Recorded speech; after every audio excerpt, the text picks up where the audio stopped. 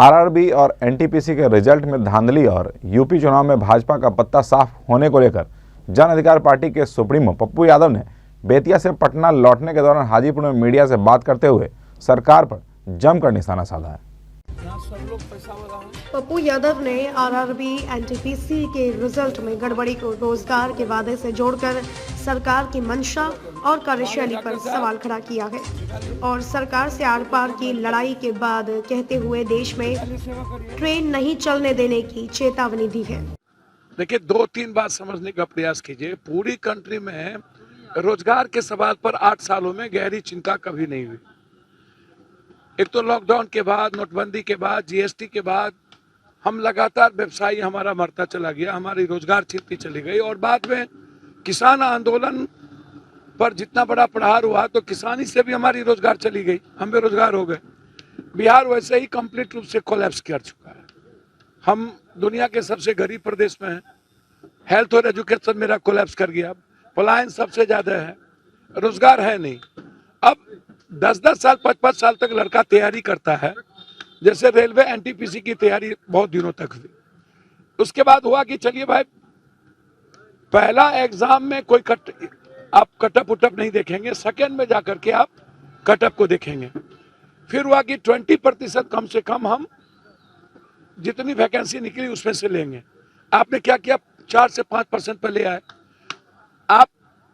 दूसरी बात, कटअप आप लेके चले गए 96 तक और अंतिम कटअप, न्यूनतम कटअप है 76। तो आपने तो पूरे के पूरे 5 साल 6 साल से हम इंतजार करते रहे, तैयारी भी हुई, एग्जाम भी हम 7 साल 8 साल के बाद दिए और उसके बाद बच्चे की जिंदगी आपने तबाह कर दी। आप रोजगार दे नहीं सकते हैं और बेरोजगारों की फौज खड़ा करके आत्महत्या करने पर मजबूर कर देते हैं। कर्ज लेकर के हम लगातार हर एग्जाम में भरने के लिए हम जाते हैं, एग्जाम देने जाते हैं, हम फॉर्म भरते हैं।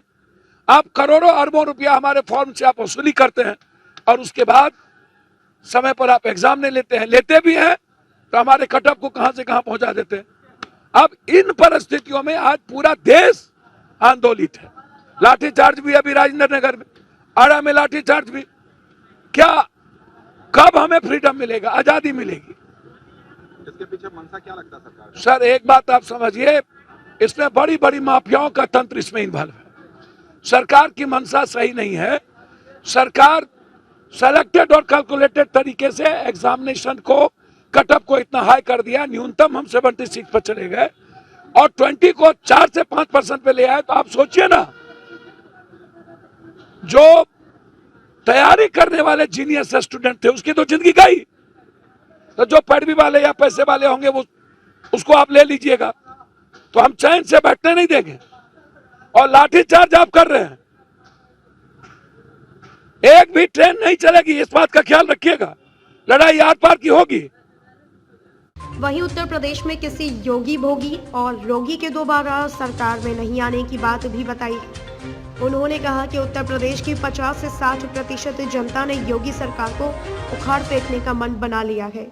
चुनाव इन पॉलिटिशियन के लिए मंदिर, मस्जिद, गुरुद्वारा, धर्म, मजहब सब कुछ चुनाव हो गया। लोकतंत्र बचेगा चुनाव में? 500 रुपया, 1000 रुपये पर आप वोट लीजिएगा। आप विधान परिषद में माफियाओं को टिकट दीजिएगा, शराब माफिया, एजुकेशन माफिया, बालू माफिया, 47 माफिया, शंभू मंटू, अबलू बबलू गगलू झगलू, गांजा माफिया, जो बलात्कार कर दिया उसकी बीवी को टिकट दे दीजिएगा।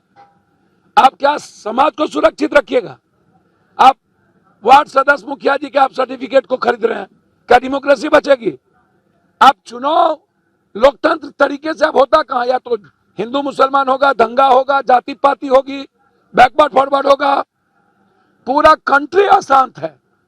फार्मर्स के सवाल पर, बेरोजगारी के सवाल पर, महंगाई के सवाल पर, किसानों के सवाल पर एक वोट देने को तैयार नहीं है।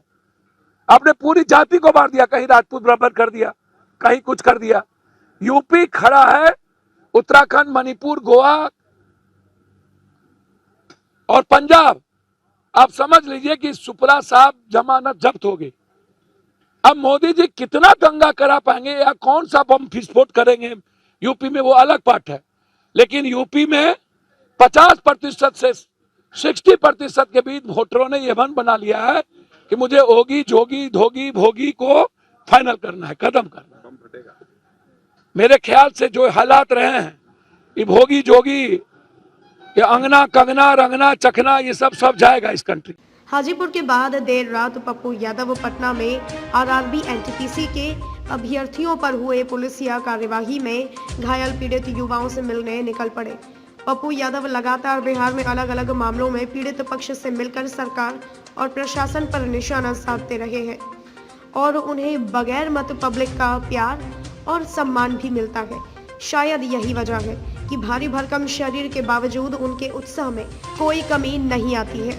Bureau report, Vaishali news, Hajipur.